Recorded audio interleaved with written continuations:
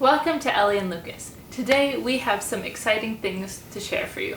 We wanted to show you what a day is like in our pets' lives here in Germany. But first, we have some important things to tell you.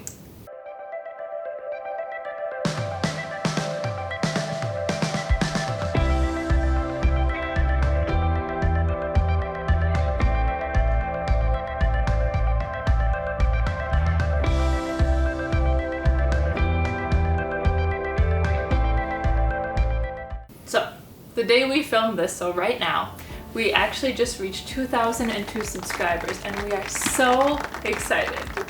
I can't believe that we've done this. It's been really fun and we've had a lot of fun here on YouTube, and we've definitely also learned a lot and want to keep going.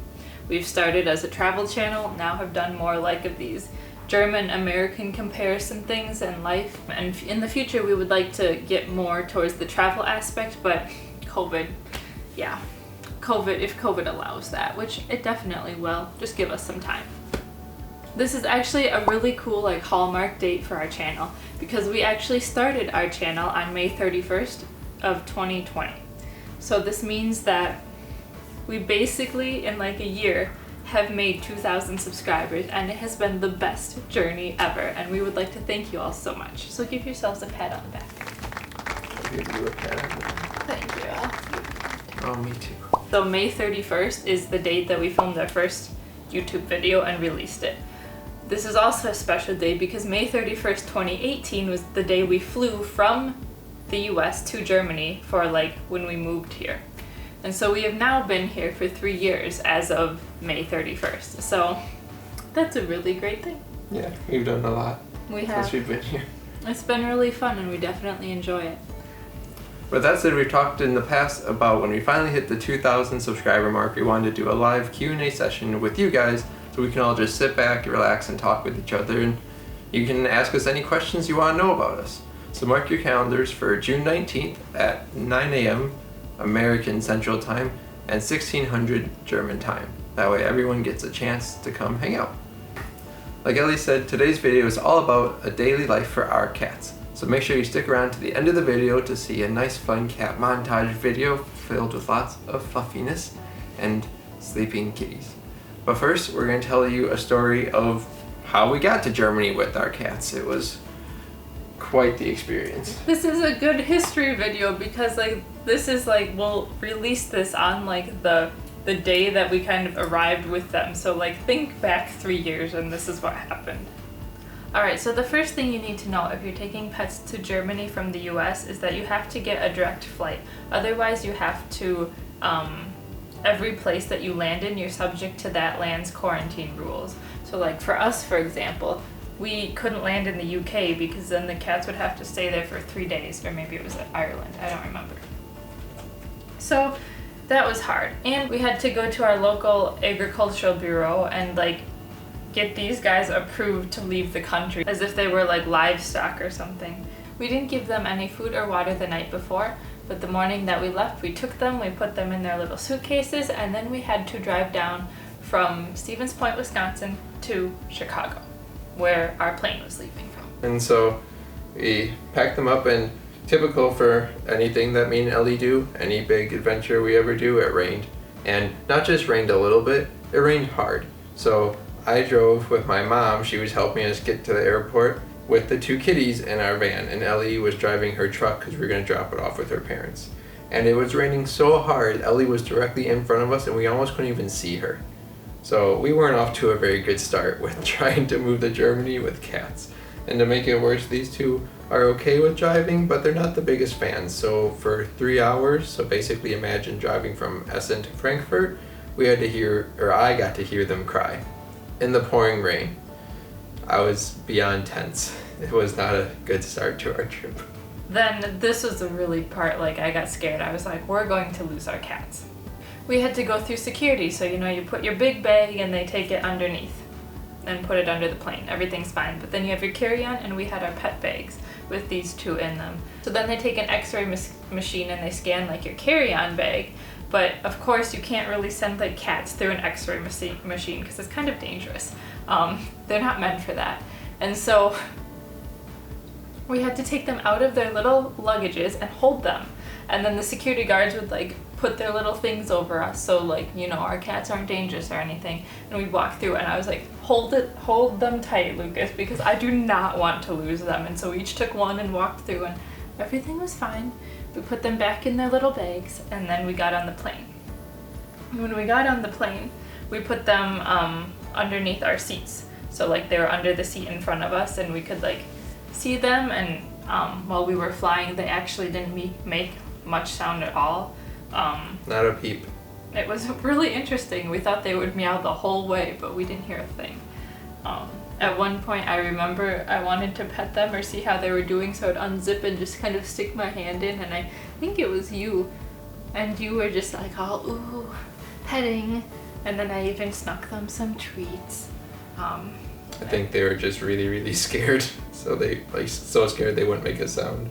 Yeah, but they handled it really well. We didn't have any messes, nothing. Mm-hmm. They were really good.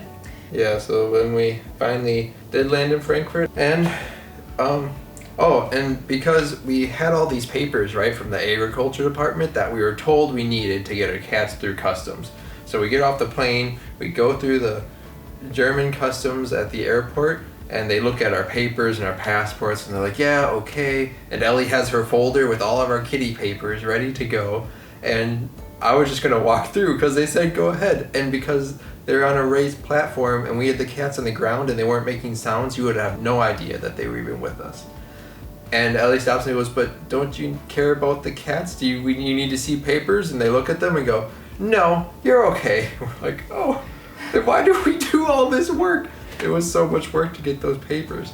But then we go get our rental car and to drive from Frankfurt up to Essen, and that was like the longest 3 hours of my life. I basically didn't sleep on the 8-hour plane trip over, and now I had to drive to Essen in Germany where I'd never driven before. I was so tired, and these two, especially Brexa, cried for the whole 3 straight hours.